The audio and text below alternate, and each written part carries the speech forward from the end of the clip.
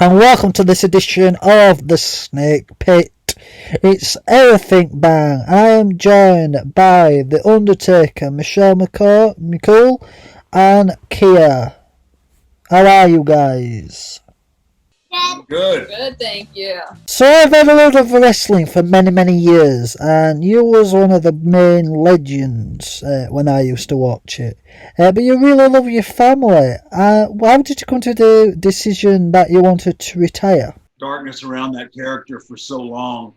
But, obviously they're the ones that keep me grounded and keep me, in tune with what's important. And I mean, not what I do isn't important, but it's nice to have that love and support and just being able to come home and most of the time just be dad unless I'm getting called out. Yeah, this one will keep him she'll keep him humble fast. She likes to Yeah, no doubt. She likes to mess with him a lot. Michelle, you seem to be the person that keeps everything together with his retirement and his own life. How's the relationship going between you and Undertaker? Talked about seeing our relationship. I think just because we keep things private normally, but it was just our normal. Everybody's like, you stood by him through all this. I'm like, what else would you do? Like, what are your options? You stand by your man, and so it's just our normal.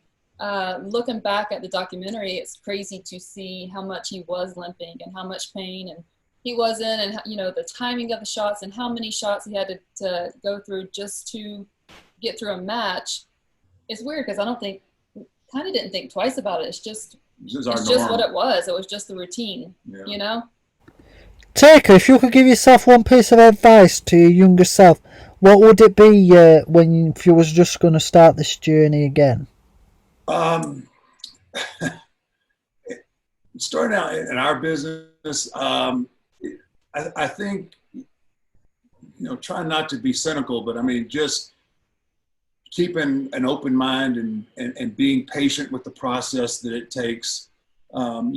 Anytime you get into something new and, especially when you're really excited about it, you want everything to happen right away.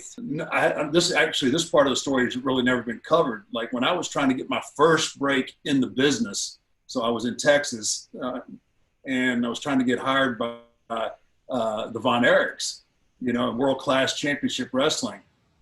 Every Wednesday, I knew that they were in the office, so I would go every Wednesday. I bet I went for 8 months straight. Every Wednesday, I just sat out in the lobby, hoping that somebody would notice me or say hello or do something. And, they would just walk right by me. And Bronco Lubitsch was a referee and he worked in the office and he would, oh, you're here again, huh, kid? I was like, yes, sir, Mr. Lubitsch. Just hoping maybe I get a chance. And so that went on for like 8 months until one day Fritz walked in.